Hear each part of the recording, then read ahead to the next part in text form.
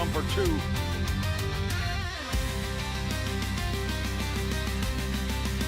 It was a decent size though. Oh, that's nice.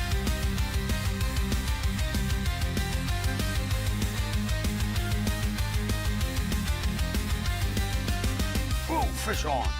Fish on. Oh my God, that's a hog. Please stay on.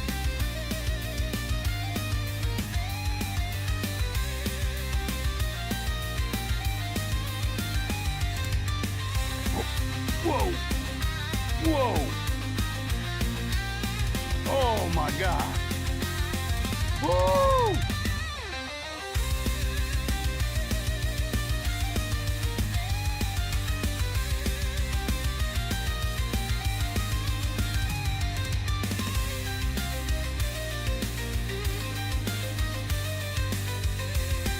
Whoa! Whoa! Oh! Did you see that jump?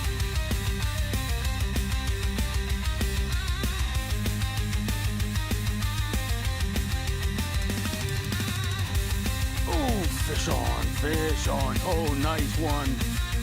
There we go, there we go.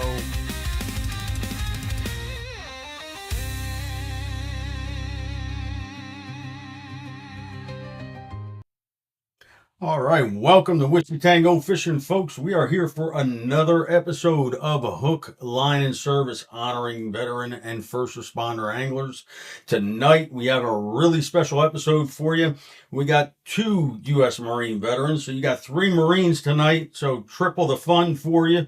And they're both members of the Team USA Surfcasting team. They're on to talk about their experiences angling, their service, what got them started into angling, and how they got into surf casting specifically, and their upcoming competition in the World Shore Angling Pairs Championships in Gruissan, France. I don't know if I pronounced that correct, but Marines don't read too well. So with that being said, we're going to bring in Matt and Josh. Guys, how we doing tonight? Awesome. My pleasure. My pleasure. Welcome, Josh. So we got Matt on the top and Josh on the bottom here of your screen as you're watching. Matt, we'll start with you. You were in the Marine Corps from when to when? Sweet, sweet. And were you what kind of brought you to want to serve? Did it run in your family? Okay.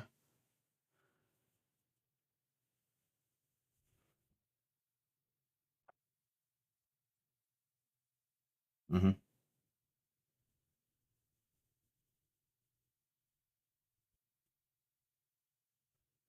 Gotcha. Yeah, that was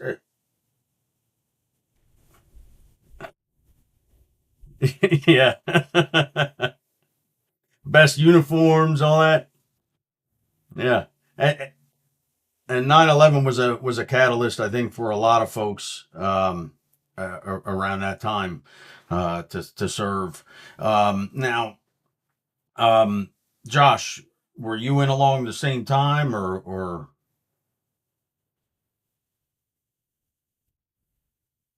oh sweet, so you just retired. Nice. Nice. Now what was your story? What kind of motivated you to serve?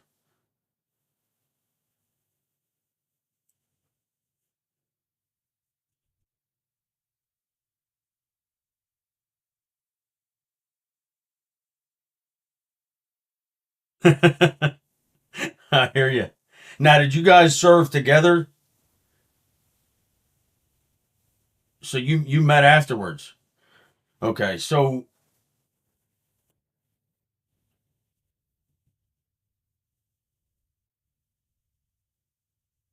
yeah,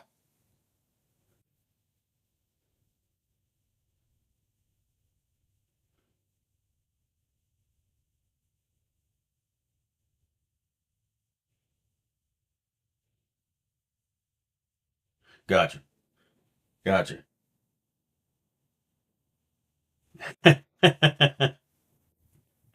Yeah. And it's funny, you know, people that didn't serve, people that aren't veterans, you know, and even, you know, amongst the three of us, Marines always kind of look at themselves a little differently. But it's one of those things where when you come across another veteran, especially if it's another Marine, there's like that instant click, right? And you just feel like you've known each other for years, and you just kind of hit it off. Um, and it's hard to kind of explain that to somebody who hasn't served or hasn't been in that type of situation before. Um, Now, did you guys both start fishing at a young age, or did you get into it more as adults, or how did each of you start off fishing?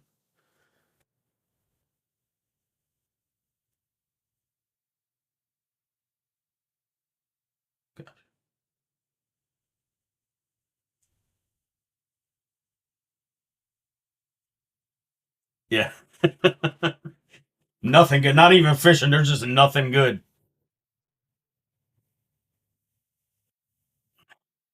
You know what? I wasn't out there long enough to even hear about that. So, oh, really? I was only out there, I think, for CAX one year. CAX, I think in '96 or '97. Really? Oh,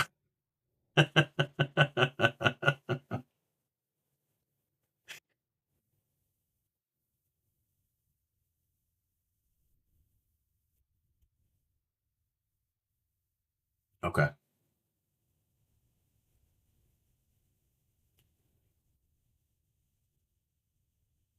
Nice. I haven't been there, but I'm big into a lot of the JDM brands for the bass stuff. Did you do any bass fishing out there?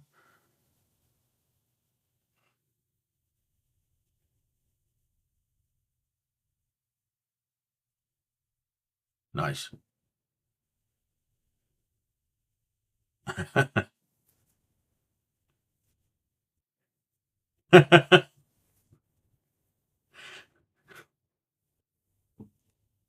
Gotcha.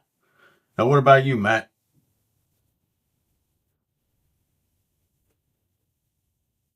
Okay.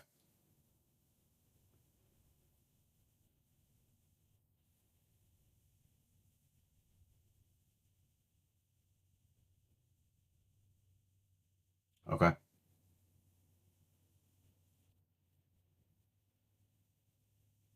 Hmm.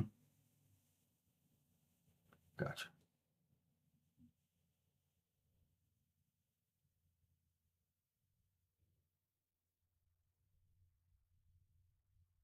Gotcha.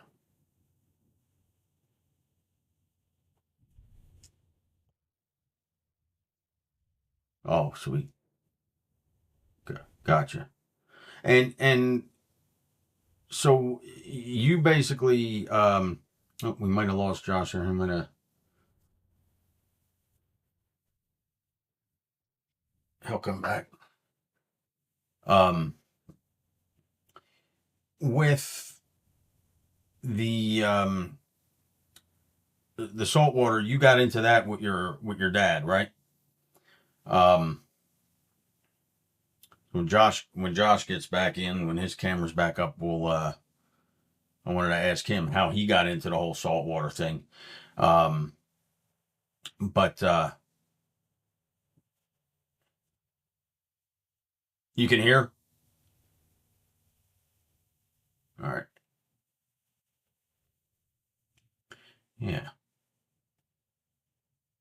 Let me double check the link here and just make sure everything's in.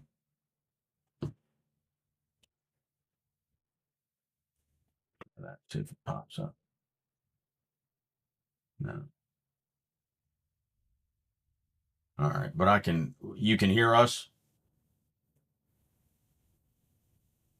Nope. Now he's booted. He'll come back. Um, Gotcha. Yeah, it's in fact mine went down earlier today around 6 or 6:30, and I was like, oh man, and luckily I didn't have to reboot my router, but um it came back up on its own. So there he is. There he is. So so Josh, what I was gonna ask you was how did you get into the saltwater angling? Was that something that was always a part of you, or you kind of? I know you mentioned you did it in Okinawa, but when did you actually start with the saltwater?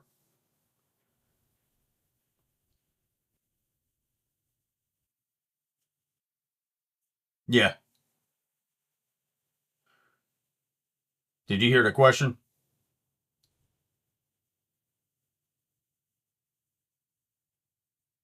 Can you hear us, Josh? Can you hear us, Josh?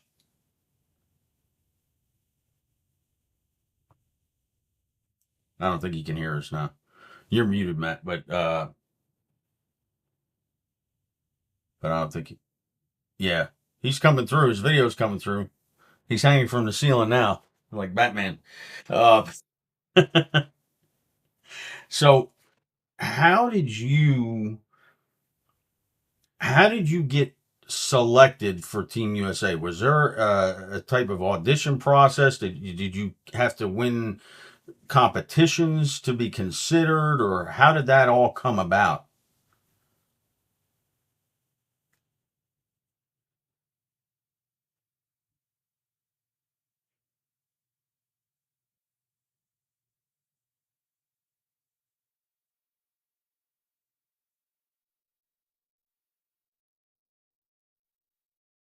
Okay,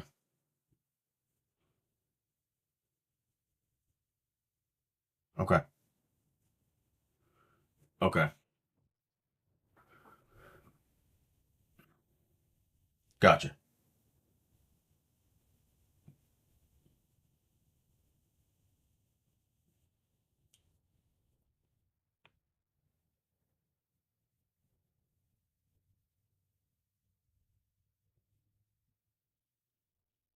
Okay, that's pretty sweet. Now was that your first competition when you went to Pan Am?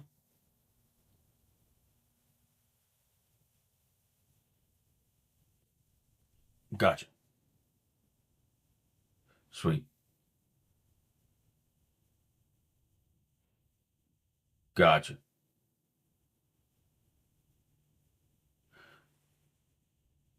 Gotcha. Now, when you guys are surf casting, are you using like again, my saltwater is limited, right? So most of the stuff that I'm using like a drop rig or like a high low rig where you got two hooks with bait on them and the sinker at the bottom. Um, are you guys using rigs like that, or are you guys using lures? Is it a combination?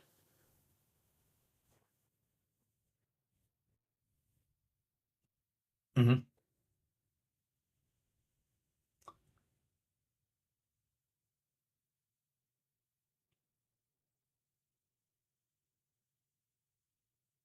Yeah.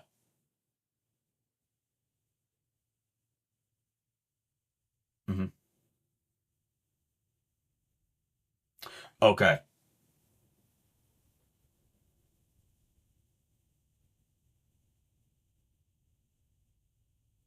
Yeah.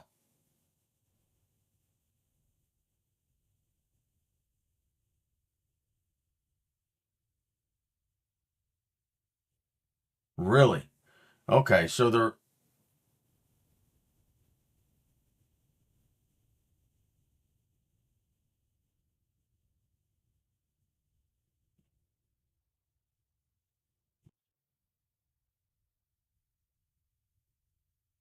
okay.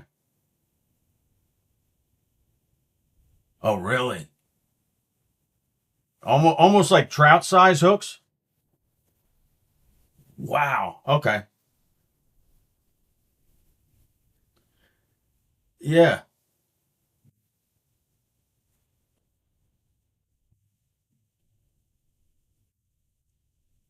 Yeah.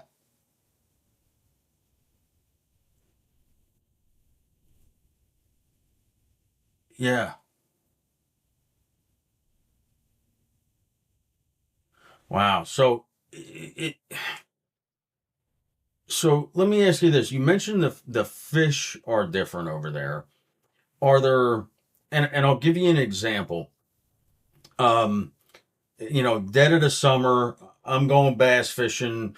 The water temp's over 80 degrees. I know the bass are deep, cover, or current, right? They're either in the deeper, cooler water, they're in cover to be shielded from the heat of the sun, or they're in moving water because that's usually cooler. Um, what factors do you need to consider to kind of target and figure out where the fish might be hanging when you're doing something like surf fishing? Do you have to know where drop offs are? Do you have to know where the tides are and the current and things like that?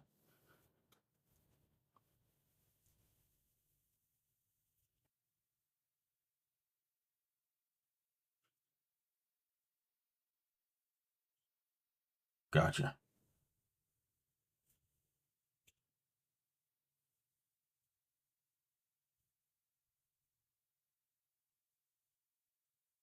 Gotcha.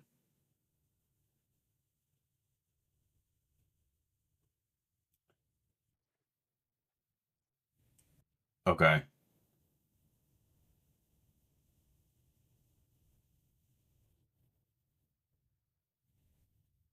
Gotcha. Gotcha.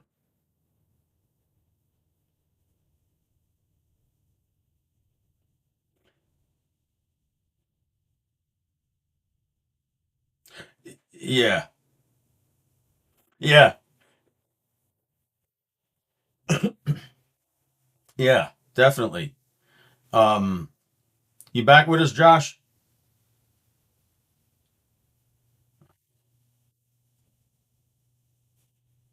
I can see you and you're coming through okay. I just can't hear you. There you go.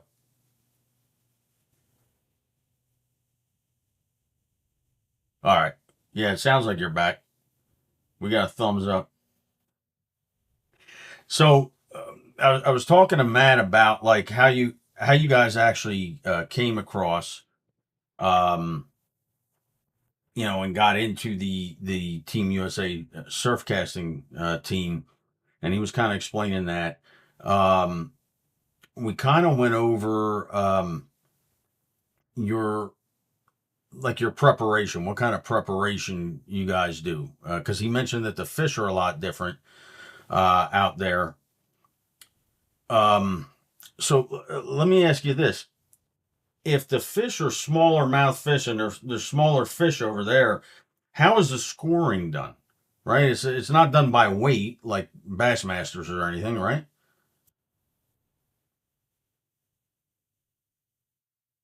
Okay,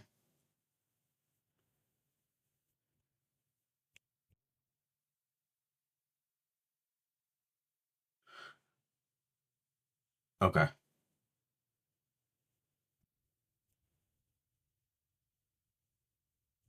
okay,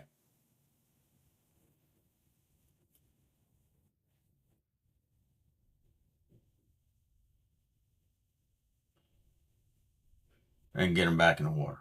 Okay, okay.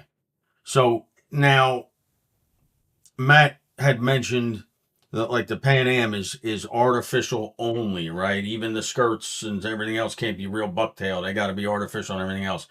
The world stage is all bait. Um, and I know y'all are shocked that I even remember this stuff because we're not that smart. But um, is where was I going? See, yeah, I just said we're not that smart, and I remember this stuff. I forgot where I was even going with the comment. Um, the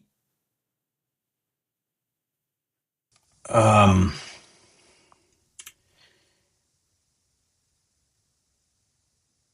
where was I even going?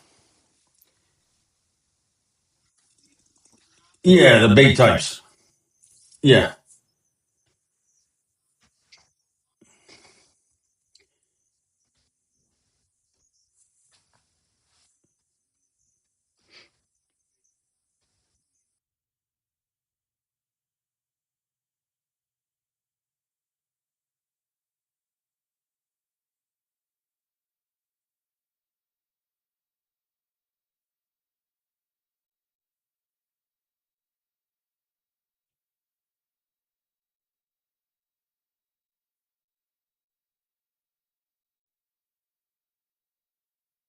Okay.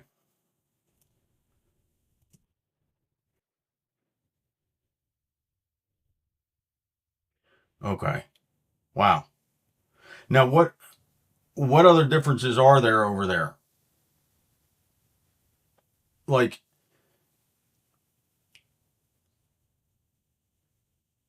yeah.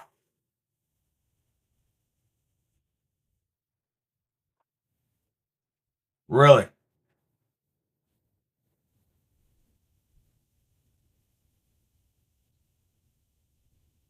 Gotcha.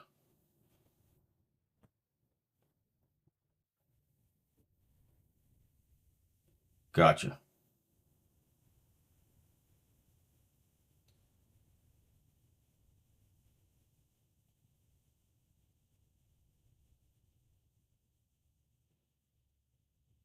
Gotcha.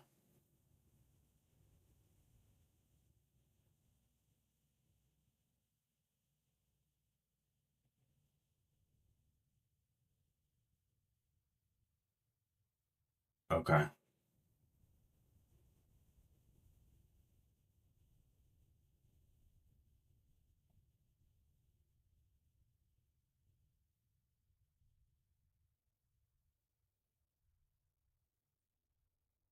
Okay.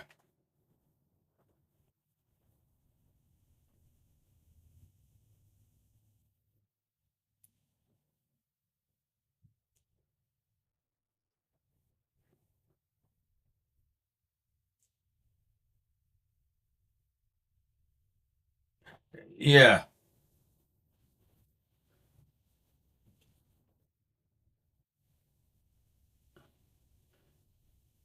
Gotcha. And then the rules are different, completely different, no matter where you go, whatever country you're in or world stage versus like the Pan Am.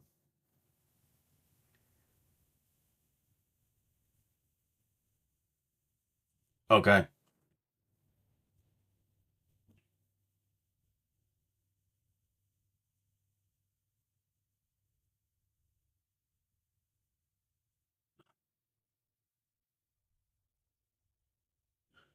Gotcha.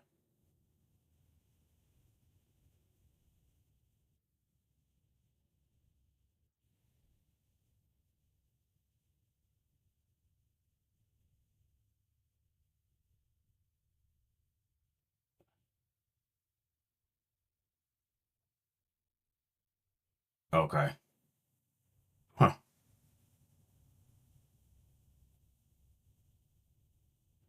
Understood. Now, when is it fair to say that Pan Am versus World is similar to like Bassmaster Elite versus Major League Fishing or something like that in the bass world, or is it like almost they're like different leagues, different divisions, or NFL versus UFL? Okay. Mm-hmm.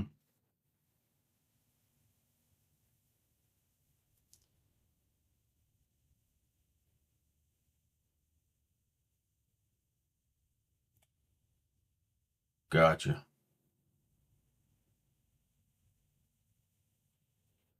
Okay.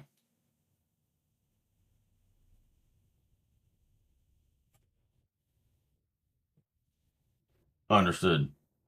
Okay. That makes that makes sense. Um, when when you guys are fishing, like this is a pairs competition, right? So is it just you're adding up both of your catches, all the length of all the fish that y'all catch for any qualifying fish? Is that how it is, or are there is it split duties? Like you're both fishing and you're both catching whatever you can. Okay, okay. Now, that being said, are there specific strengths that one of y'all bring to the team or pair over the other, or specific weaknesses, things that y'all struggle with, or y'all pretty much evenly matched, kind of level?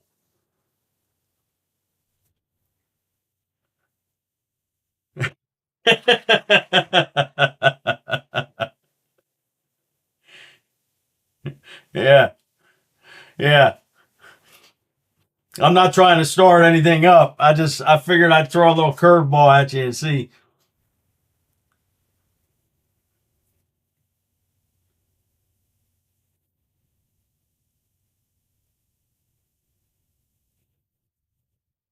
Gotcha.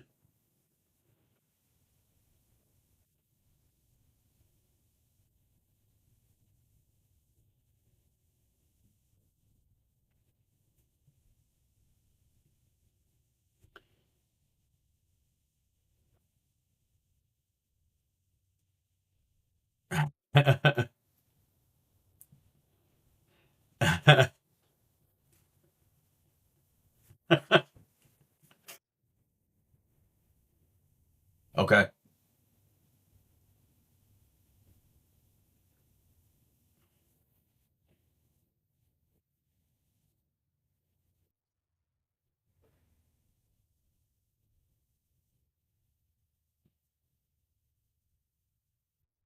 Gotcha. And it's funny, I can relate that the FG knot. As soon as you said that, I was like, I know I've tied it before. I've watched tutorials, I've tied it, and I've done it a few times, but I never did it again after that, and it fell out of my brain. Like I use very few knots for bass fishing. I'll use a modified uni knot, I'll use a Palomar, and not much else. Maybe a clinch knot, but I haven't had to use that in years. Hmm.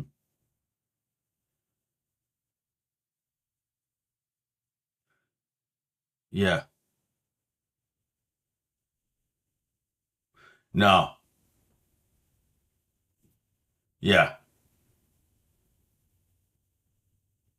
Yeah. And if you don't do them on a regular basis, like I know I forget it if I haven't tied a knot in a while. Um, it takes me a while. Um, so besides practicing knot tying, what are you guys? What's your typical training or like practice routine look like when you're leading up to a major international event like this?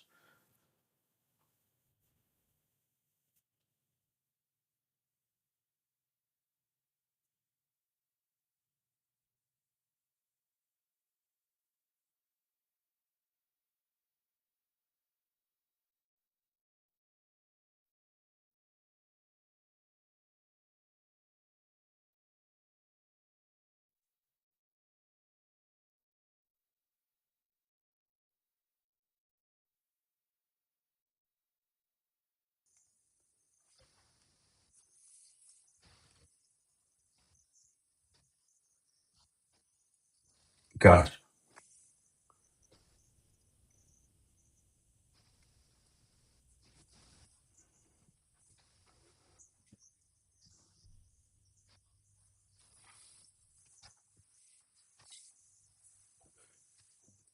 Gotcha.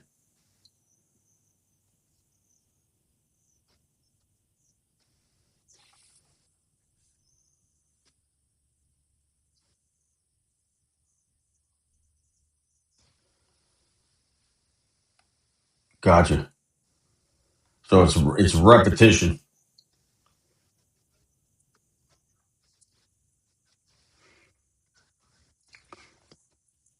Yeah.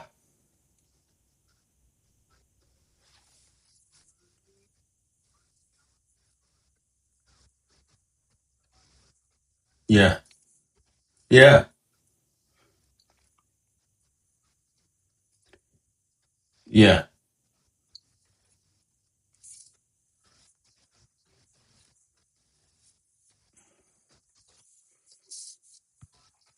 Gotcha.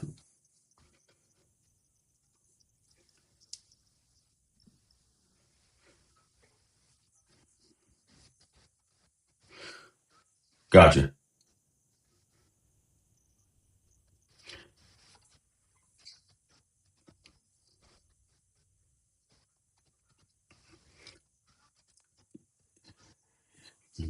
Yeah. See how the action is, test it out, put it through its paces. Um, Now, are you guys using spinning gear or are you using bait casters or both? Okay.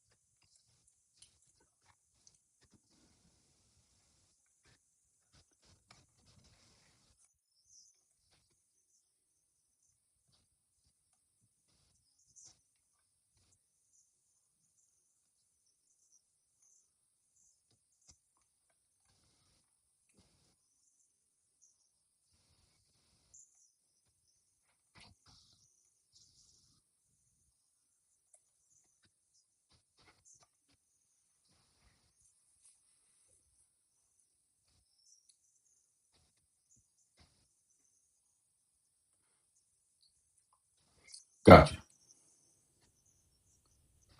Gotcha. Gotcha. So these rigs that you're going to be using out there, are you pre-tying a bunch of these rigs to bring out with you, are there rules that say no, you got to tie all the rigs there on site, or?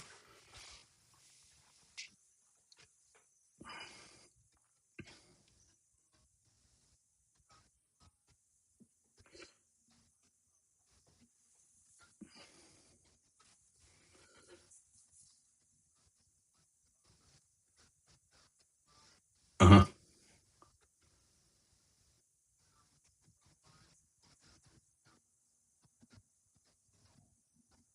Gotcha.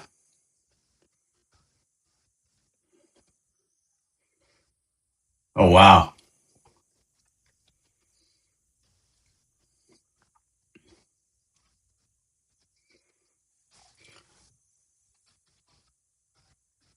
Gotcha.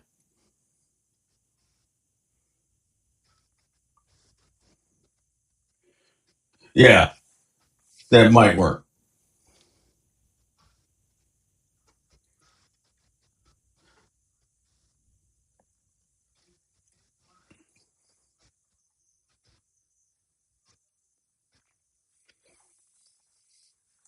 Gotcha.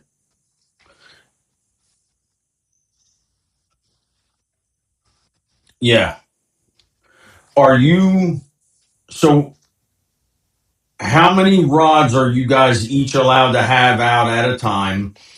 And um and then are you allowed to have other rods there, like say you're using some with some floating beads, right? Can you have a couple other rods there to have the rigs that have the sparkle and flash on it, without the floating beads? If you want to switch it up, you could set a rod down, pick another one up. Okay. Hmm.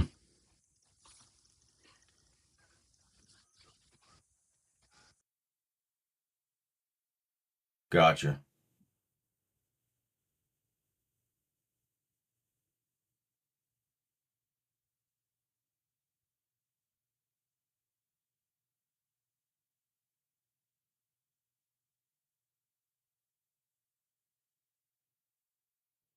Gotcha. Okay. That makes sense. That makes sense. I think we lost Josh again. He's back, but he's not coming through yet. Um.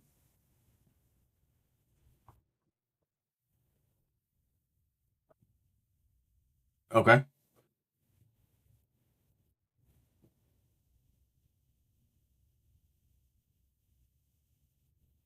Okay.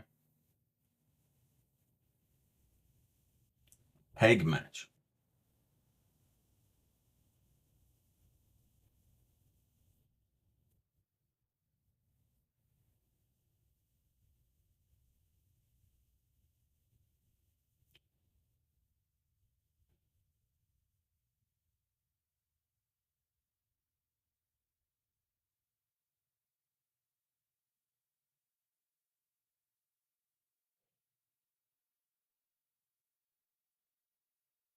Oh wow.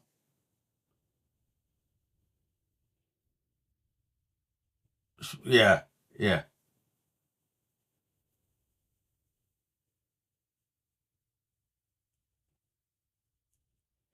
Gotcha.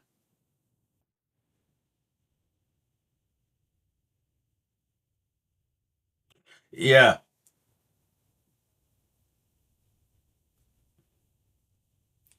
Yeah.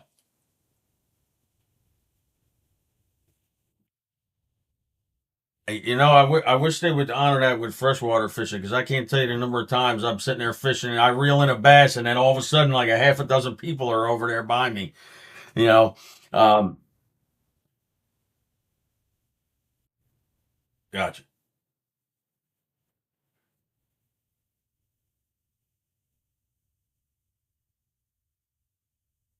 Yeah,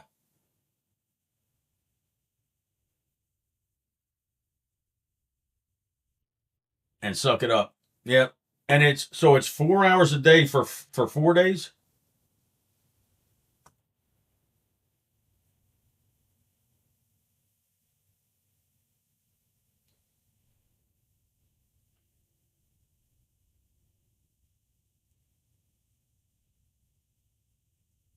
Okay.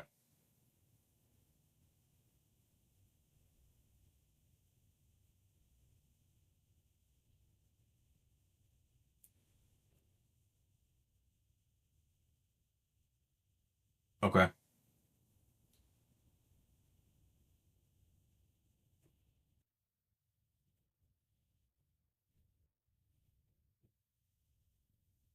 Yeah, that's pretty sweet. That's pretty sweet. So, yeah, yeah.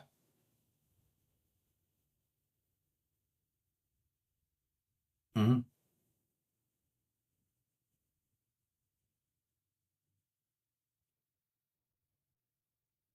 Wow.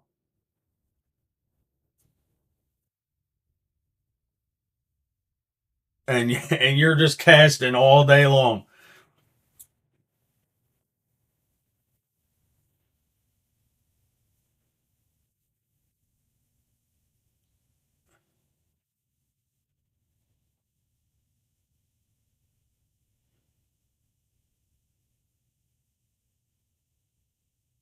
Really? Wow. I didn't know. See, surf casting. I didn't know you go all the way like out in the water like that.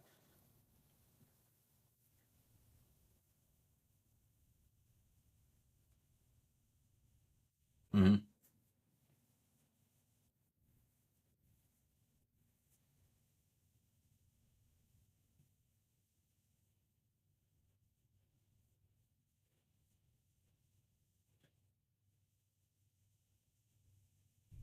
Okay.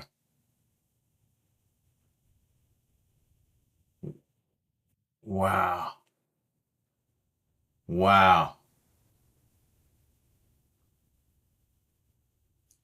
Yeah. Well, what happens if you hook into something big and you're neck deep in the water? Like you're going for a ride.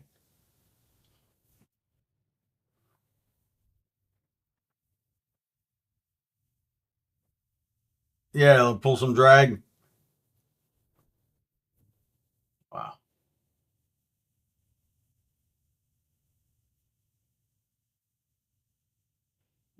Wow.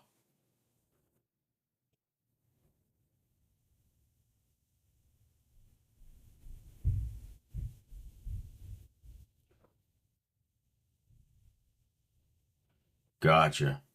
Gotcha. That's that's pretty cool. It's surprising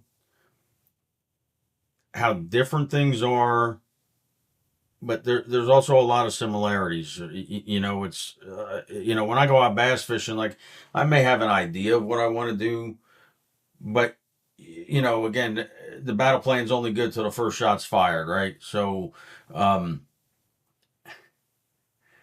yeah, everybody's got a plan till they get punched in the mouth or something like that. Mike Tyson said, and so I'll go out there and I'll start throwing something, and if it doesn't work, maybe I need to work it a little differently. Maybe I need to switch my color scheme up. Maybe I need to go to a totally different type of lure.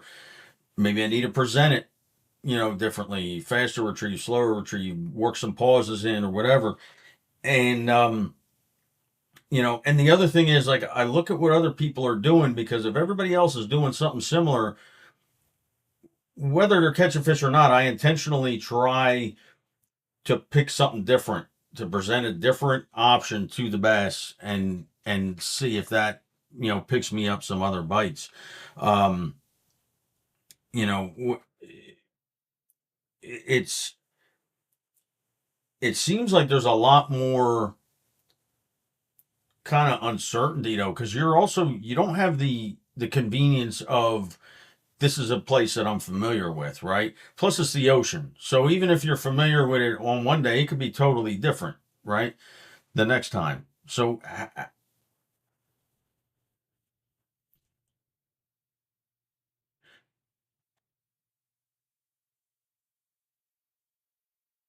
exactly, exactly. So, I mean, how does that affect your mindset?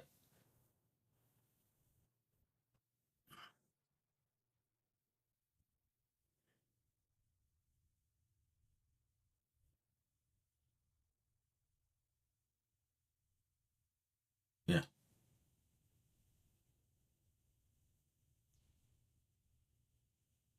yeah. Semper. I was just. That's what I was thinking when I asked this question. I was like, he's going to say Semper Gumby.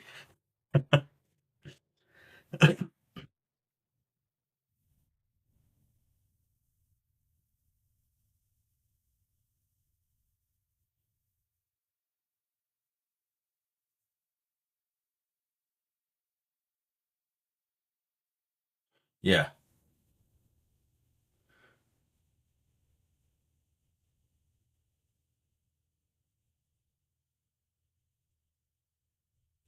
yeah. And it's really, and you know what? I didn't think about the whole storms. I mean, storms affect, I'm sure, the beaches a lot more than they do with your lakes and stuff.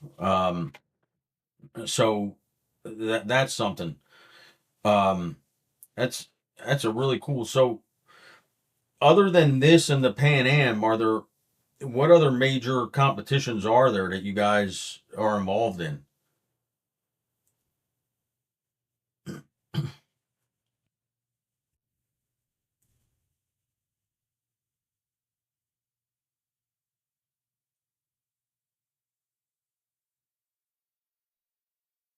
Oh wow.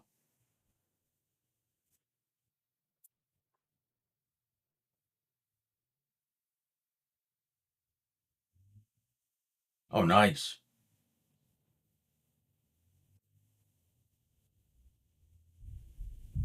Gotcha.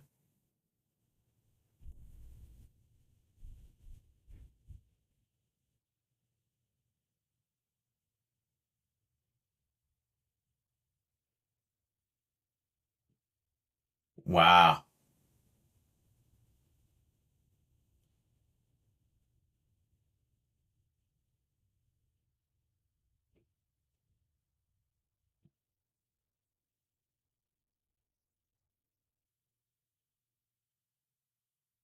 That's pretty cool. So when you're on this Team USA, are you guys are you guys funded at all?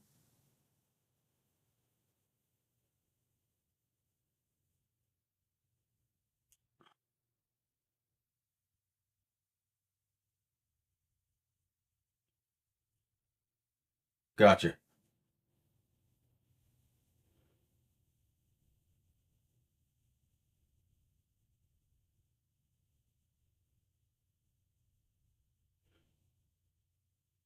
Gotcha. Yeah.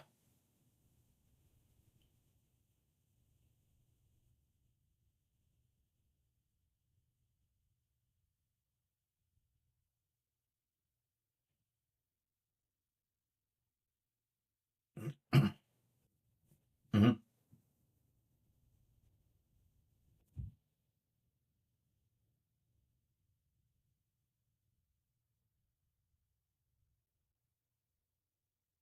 Nice.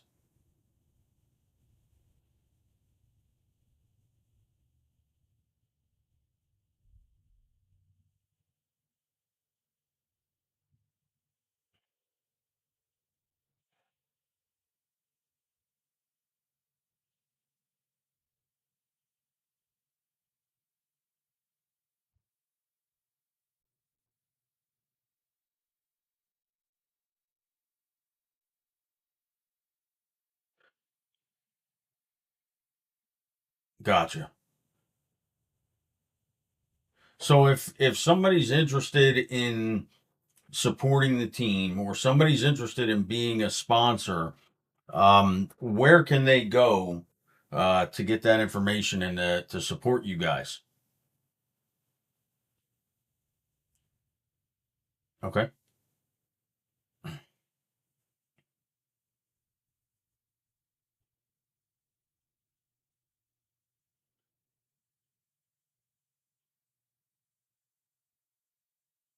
Gotcha.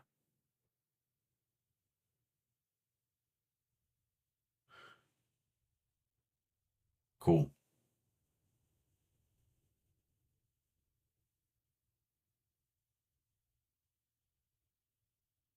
Yeah. Sweet. Yeah.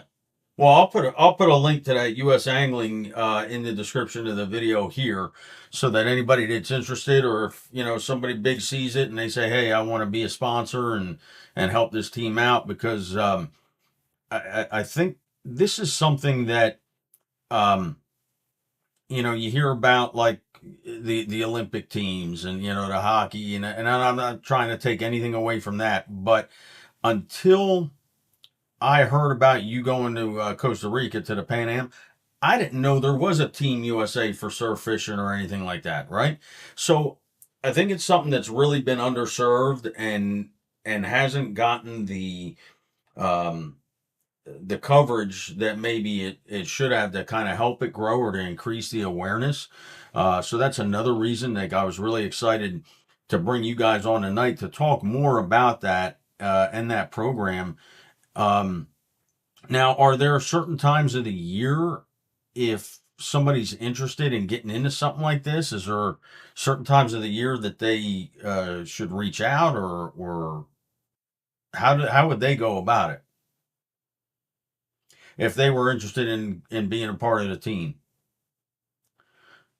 I guess kind of both. I guess both.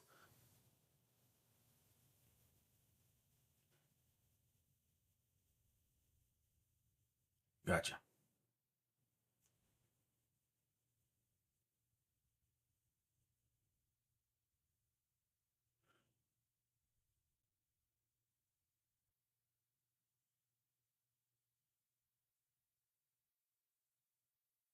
Gotcha.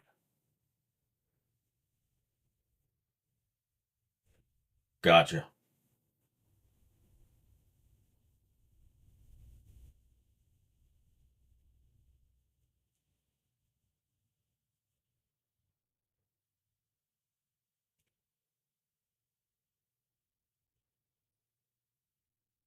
Understood.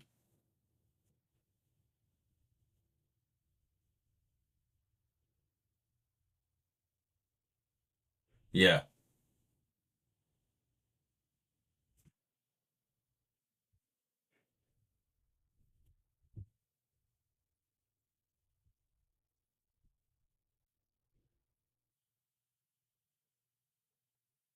But getting those repetitions and getting that time in, because it's not a small investment. Like I see on your Facebook, you're always posting it. I'm like, this guy doesn't have a chance to breathe. Just seeing the stuff you post, like you're always doing something to kind of better yourself within the sport. Get your skills up, get your keep everything sharp, and prepare for what you have upcoming. So it's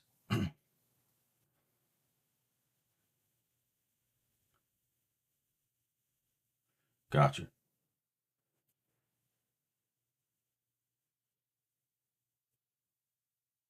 Yeah.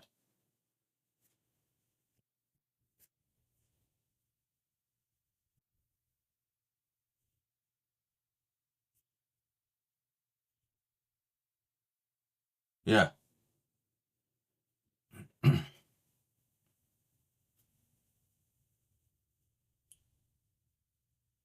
Yeah.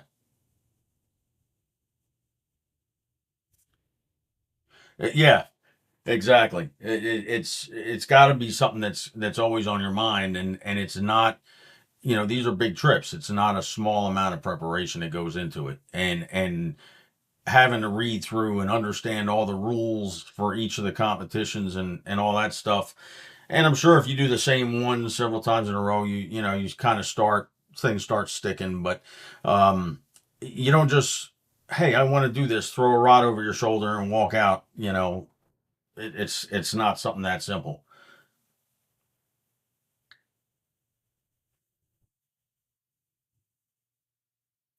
Yeah. Time zone. Yep. And they probably got mosquitoes that would carry off small children and everything else.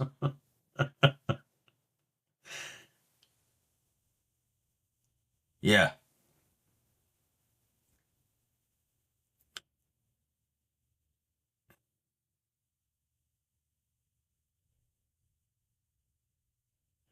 Yep.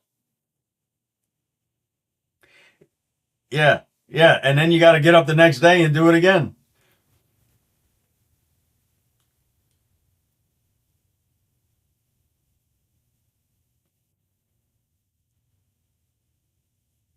Yeah.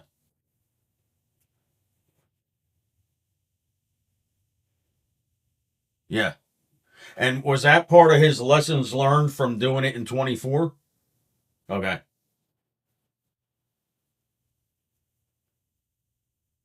Yeah.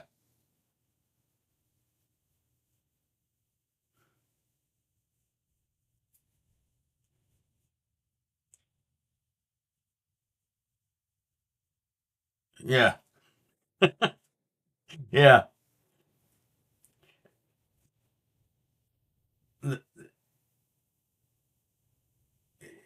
Yeah.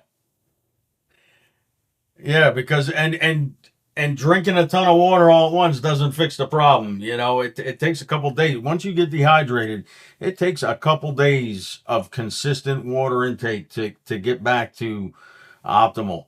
And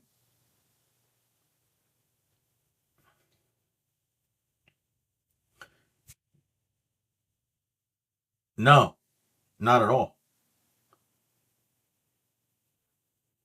Yeah.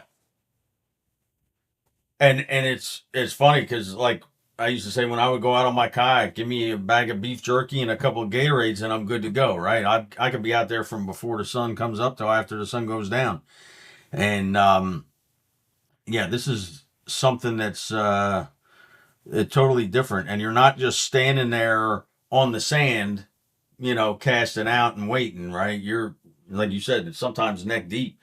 So it's got to take a toll on you, getting pushed around by the waves. Casting, I mean, what are the average weights of the lures or the rigs? Like, what sinkers are you using?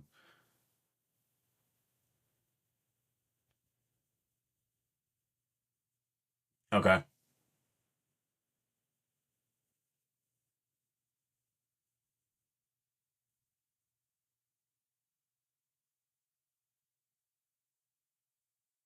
Yeah.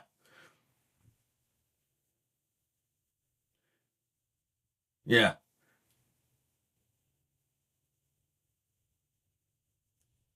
Yeah. And you're trying to launch this out there, right? It's not like you're just lobbing it. Like when I go for a tog off the jetty, I'm using 4, 5, 6 ounce sinkers, but I'm just tossing it and trying to keep it in place, right? Um, and even that, when you're trying to launch it a distance, that weight, it's not fun, you know.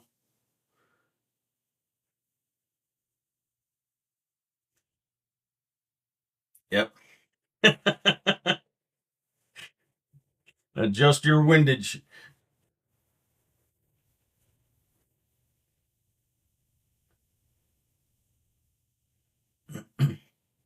That's pretty cool. Now, you guys have neither one of you has done this competition out in France before, right?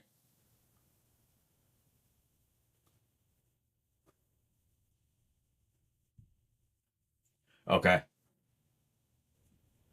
Okay. So there's, I mean, there's no real way. Like if you had done it before, like the Pan Am, you might have an idea because you guys have gotten silver, right? But here, there's really no way to forecast because, I mean, do you even know the other teams that you're going up against? Okay.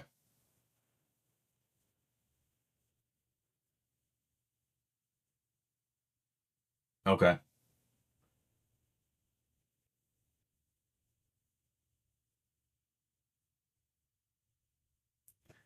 Yeah.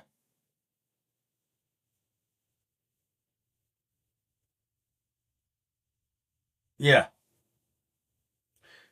Gotcha.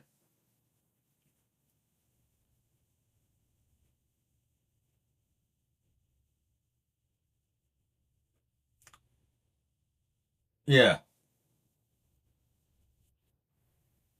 Yeah. Yeah. And you're not used to going for smallmouth fish either, you know?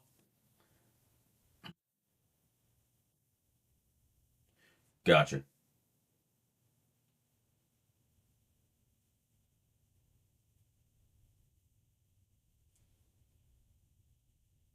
Okay. Gotcha.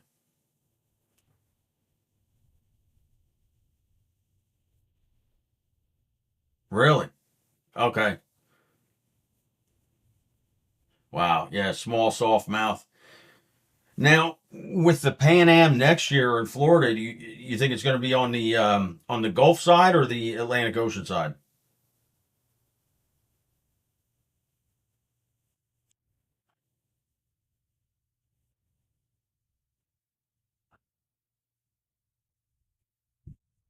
Hmm.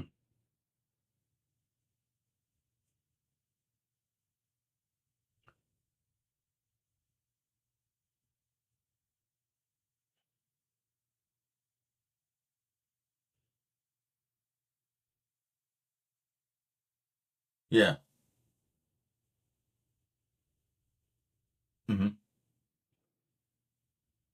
Yeah.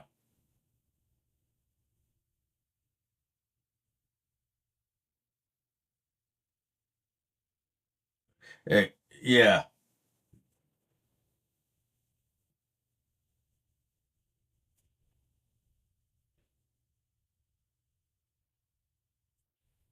Yeah. Some adjustment and some research. Huh. Now, and this is coming up in what, September? The Pan Am? It was October. Okay. Gotcha.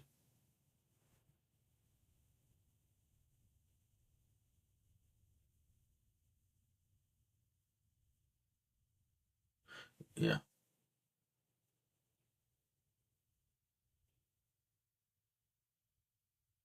Gotcha.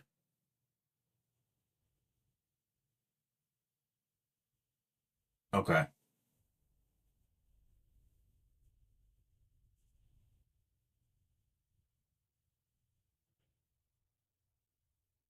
Gotcha. Yeah. Definitely. Definitely. That it seems like a really cool. I mean, really hectic. Like I said, there's a lot of work. It's almost like you're working a second full time job, right? But it's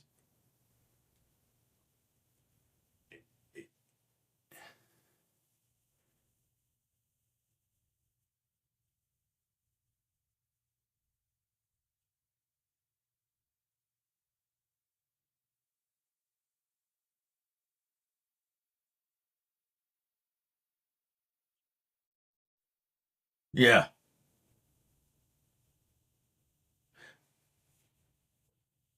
yeah,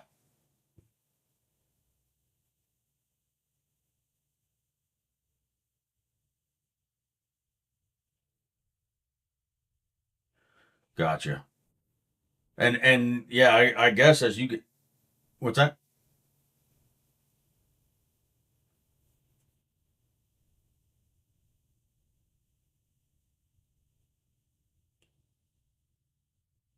Yeah,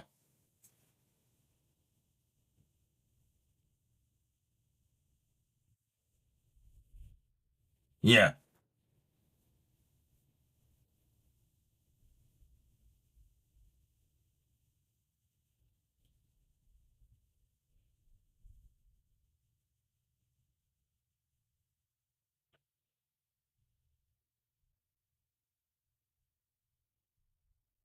yeah. Because it'll be similar rules in Italy, right?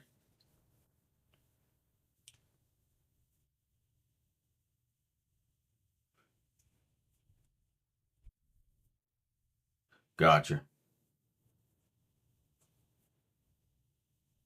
gotcha, gotcha.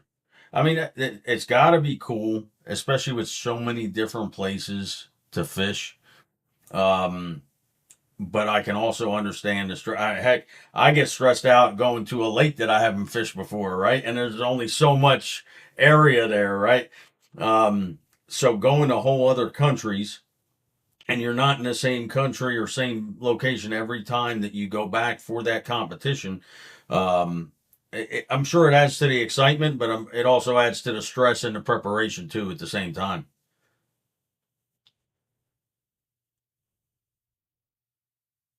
Yeah, yeah, yep,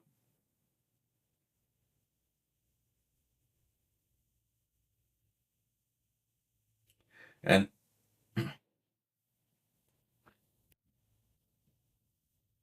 exactly. And it's funny, like, yeah, like I got half a Bass Pro Shops in my truck, right? It's like literally, and I've got stuff in there that I bought and haven't used yet because I have my go-to stuff and everything. And I start out the season fairly well organized, and by the time fall hits, I can't find anything anymore. Uh, but that's all part of it, and I have different setups for different things, and you know, it's it's taken on a life of its own over the years as I've built up my collection of stuff and everything else. Um, but yeah, that preparation, like people are like, why do you carry so much stuff? I was like, because I want to be able to throw whatever I want to throw. Like if I have to change it up, I want to have flexibility. I want to have options, right? I don't want to be backed into a corner with it. So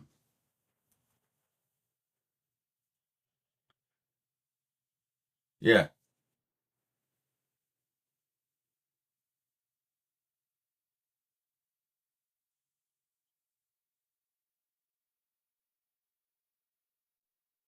yeah,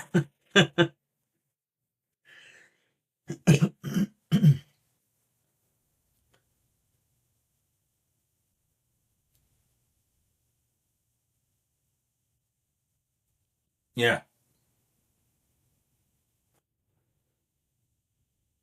yep,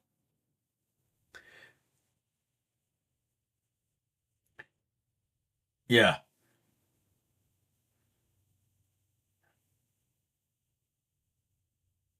yeah.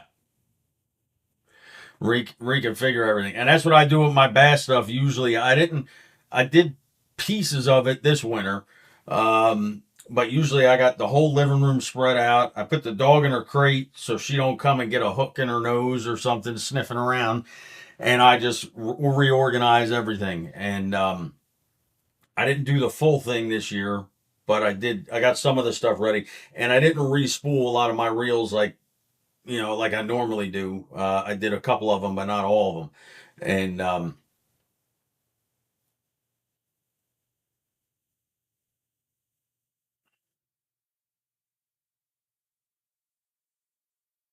yeah,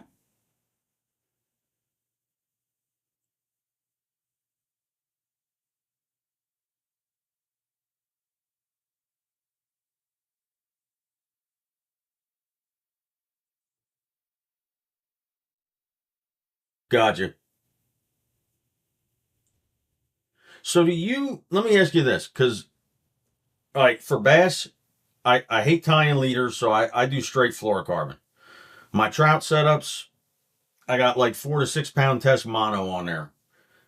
Catfish, muskie, and my saltwater setups is all braid. What are you guys using mono? You using braid? Mostly braid. And you tie leaders on everything? Or do you tie a swivel to the end of the braid and then tie your rig to that?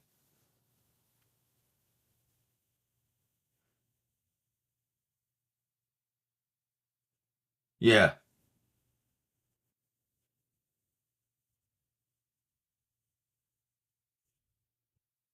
Yeah.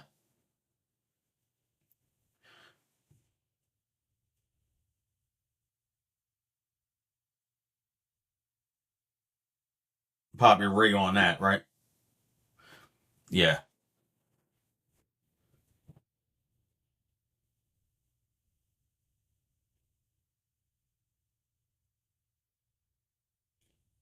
Yeah.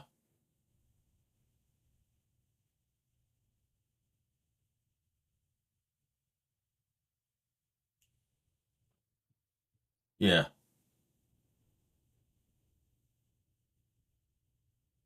Gotcha. Gotcha.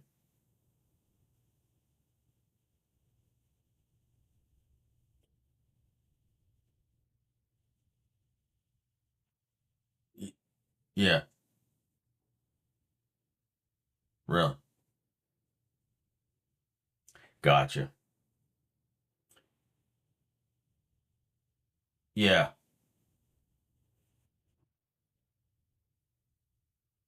Okay. Okay. Gotcha. And what's the brand of line that you guys use? You mentioned it before. It begins with a V. Okay. I think I've heard of it.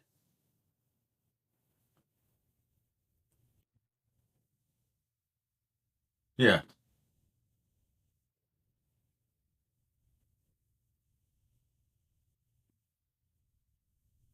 Gotcha.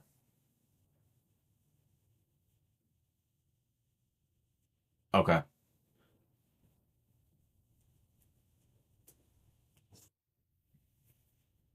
They make floor also. Oh, sweet. I'll have to check it out. I really. What is it, like an 8 strand?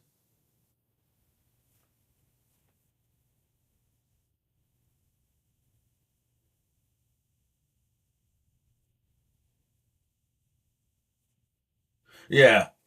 Yeah. It's funny. Like I have a few of my setups have Power Pro. My musky setups have 65 pound Power Pro braid. My catfish and my saltwater setups, I think, have Beyond braid. And they're like 30, 40 pound test around there. Um, with the fluoros, I'll have to check out Varavas because fluoros, I love the Daiwa Samurai Hidden Concept. It kind of blends in. It's got like a greenish brown tint to it. Kind of blends in with the water pretty well. Or I'll go with the clear. And then there was a sale on.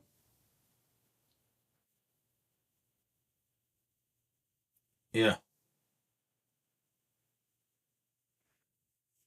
All right. Sweet. Sweet. Yeah. I'll definitely check it out. I'll definitely check it out. I think. I think Josh kind of gave up on his technical difficulties there. It happens. Nah, no problem. Hey, it happens. Technology's great when it works, but and no apology necessary. I'm just glad we were able to get you guys on. Um, I'm gonna wish you the best of luck in France. Definitely, let me know how you make out. I'll keep an eye on the posts and everything. Again, anyone, if you want to donate to support the team, you can go to usangling.org. And if you want to donate specifically to the surf fishing, it's usangling.org/surf-fishing. And if you're interested in sponsoring the team, there's information on the website there as well. I appreciate you taking time out of your Sunday night to talk with us. I feel bad that we didn't get to have Josh in here more, but he was on at least in the beginning a little bit, so we did get to meet him. And any parting words of wisdom, any advice for anglers, freshwater, saltwater, anything around, any kind of final comments? Not to put you on the spot or anything, but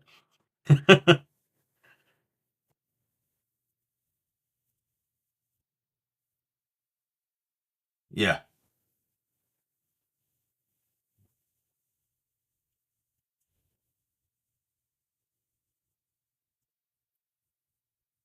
wow,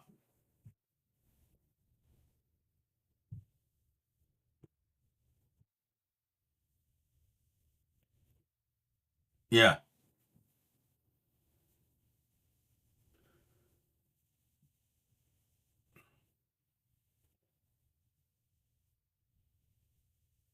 yeah, yeah, exactly. And it's funny you say that because I mentioned that in some of my videos. It's like, look, I'm not a professional, I'm not an expert, right? But this is what's worked well for me, right? Are there different ways of doing it? Yeah. Maybe there's better ways of doing it, right? I don't know. I've been doing this. I'm 51 years old and I'm still learning, you know, but it's like you said, you got to have a certain amount of humbleness, right? And, some people, maybe they always wanted to do it and they had no idea where to start. And they go, well, he's doing it. He's not afraid to try stuff. I'll go out and try stuff, right? You just get out and try. You're going to catch fish, and no matter what you do, there's always going to be a little kid with a Spider-Man Zebco that outfishes you, you know? So,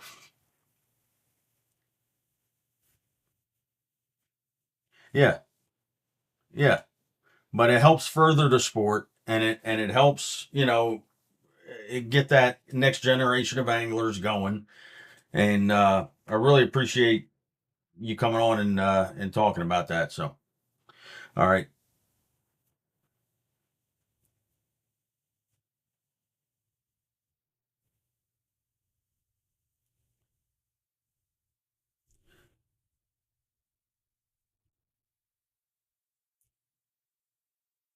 Exactly.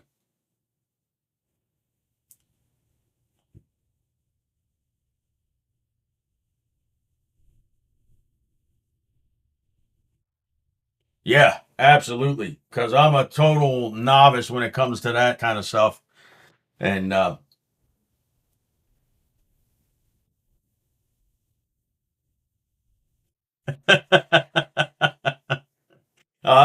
could talk. They said I could talk a monk out of a vow of silence. So we chatting it up, definitely. But yeah, this summer we gotta hook something up for sure. All right, I appreciate you. For everybody that tuned in, I appreciate y'all watching this episode of Hook, Line, and Service. And drop your comments down below. If you like this content, give me a thumbs up. Hit that subscribe button so you never miss any of our new content. And I will catch you next time on Whiskey Tango Fishing.